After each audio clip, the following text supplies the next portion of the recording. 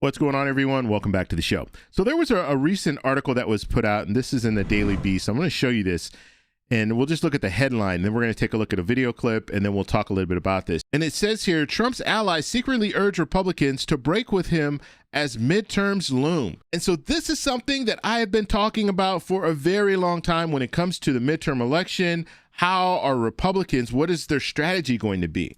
And now we're hearing more and more about their strategy. And what we're hearing is that they want these candidates to distance themselves from the president, mainly because of this war in Iran, but also because of the climate that we're in, because of affordability and all of that.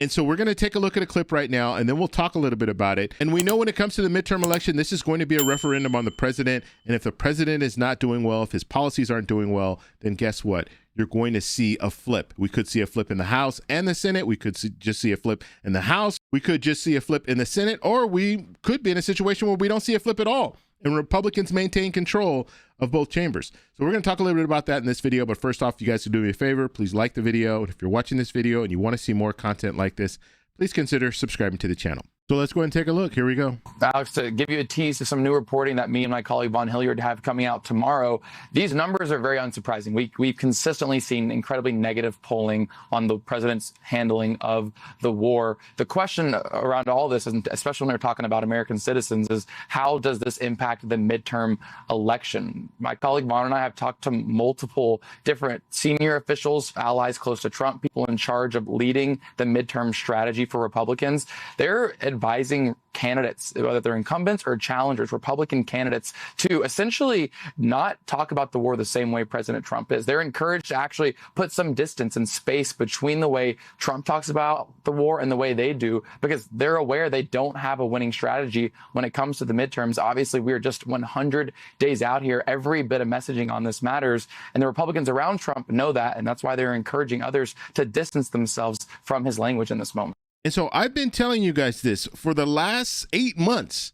When it comes to the president's record doesn't look good. And so because the midterm election is going to be a referendum on the president, these candidates that are running on the Republican ticket, they're going to either have to distance themselves from the president, or they're going to have to embrace all of the stuff that's going on with the economy, with the war and all of that, and see where it goes.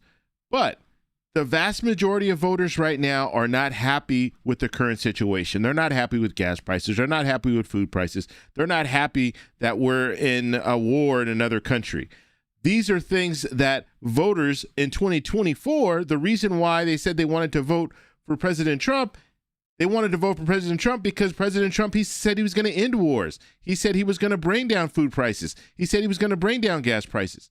So if those things aren't happening, then you're going to have some of these voters that voted for Trump either say, you know what, I'm voting for the other party, or I'm just not going to show up. And so you have candidates out there right now trying to figure out how they're going, what's their strategy.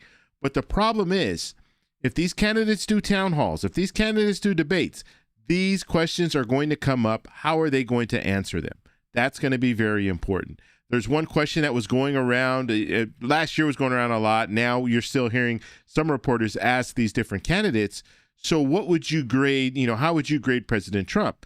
Now, a lot of these candidates, they don't want to say anything negative, so they say, oh, I'll grade, I give him an A+ or a B+.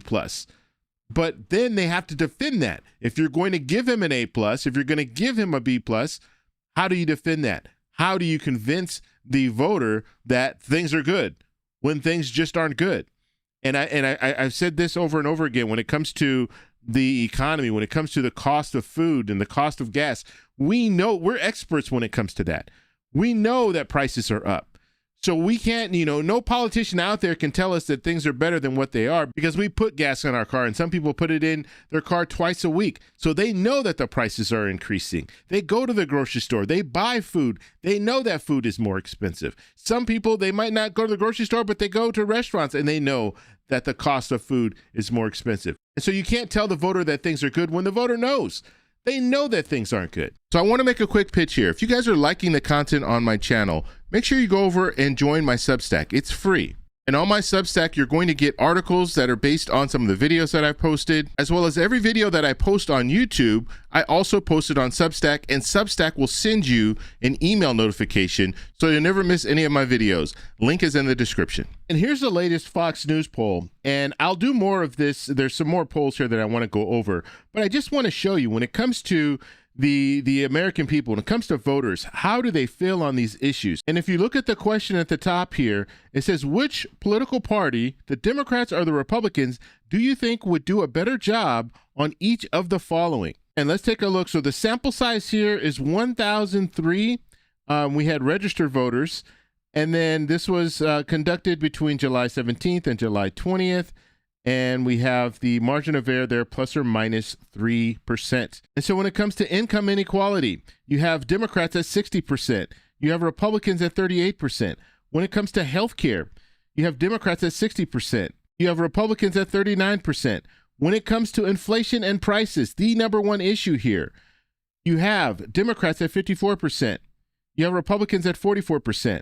When it comes to the economy, you have Democrats at 54%. You have Republicans at 45%. These are the two big issues here. This is what voters, this is going to determine the midterm election, these two issues here. Foreign policy, you have Democrats at 53%. You have Republicans at 46%. Government spending, you have Democrats at 51%. You have Republicans at 48%. Generally, Republicans do better when it comes to government spending because that's one, on their platform, they always talk about wasteful spending. We can't, be spending all this money. But Democrats, they win over Republicans in this poll. Immigration, even immigration, you have Democrats at 50%. You have Republicans at 49%. National security, you have Democrats at 48%. You have Republicans at 50%. So Republicans win this category. And then crime, you have Democrats at 46%. You have Republicans at 53%. And so Republicans are showing strength in only two of these categories. Now, even when we look at these categories, if we zoom out, remember I was talking about the margin of error plus or minus 3%.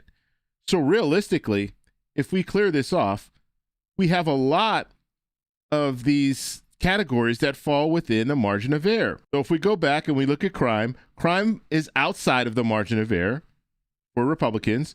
When we look at national security, that's within the margin of error, so no clear leader. Look at immigration, within the margin of error, no clear leader. Look at government spending, within the margin of error, no clear leader. Look at foreign policy outside of the margin of error for Democrats. When we look at the economy, outside of the margin of error for Democrats. When we look at inflation and prices, outside of the margin of error for Democrats. When we look at healthcare, outside of the margin of error for Democrats. And then income inequality, outside of the margin of error for Democrats. So realistically, Republicans only have one category where they are outside of the margin of error, and that is crime. But everything else, when it comes to, it's either no clear leader here or Democrats. And for the categories, Democrats are outside of that margin of error. Now, when we look at the issues again, and you look at crime, okay, crime outside of the margin of error, people want less crime. I think everyone, whether you're a Democrat or Republican, you don't want to be a victim of a crime. You want less crime. But this is not something that people feel every day. People don't feel crime every day because people aren't victims every day. However, when we start looking at the economy, when we start looking at specifically inflation, you are going to feel every day. You're going to go to the grocery store and you're going to buy things. You're going to get gas. These things you're going to be addressed with every day. When it comes to crime, not so much. For a lot of people, they might not see crime at all. And so crime is one of those categories that you can put in there, and it does sound good, and no one is going to say that, yes, I want more crime. And so crime is a good category to put out there, but you have to understand what is impacting the voter the most. It's going to be inflation. It's going to be the cost of things. And that's why whenever you see polling will always show that the voter is most concerned about affordability, most concerned about the cost of things, because that is what impacts them every day. And so now I want to pass it off to you. What do you guys think about all this? What do you think about our current climate? Do you think this is going to hurt Republicans in the midterm election? Let me know in the comments below. If you like this video, please give me a thumbs up. Please subscribe for more. And remember, stay informed, stay engaged, and I'll talk to you in the next one. Bye. So that's all we have for this video. Make sure if you guys want to send me an email, you can do that, david@thetecshow.com. Like the video, subscribe for more, and check out these videos over here for some more great content. Talk to you later. Bye.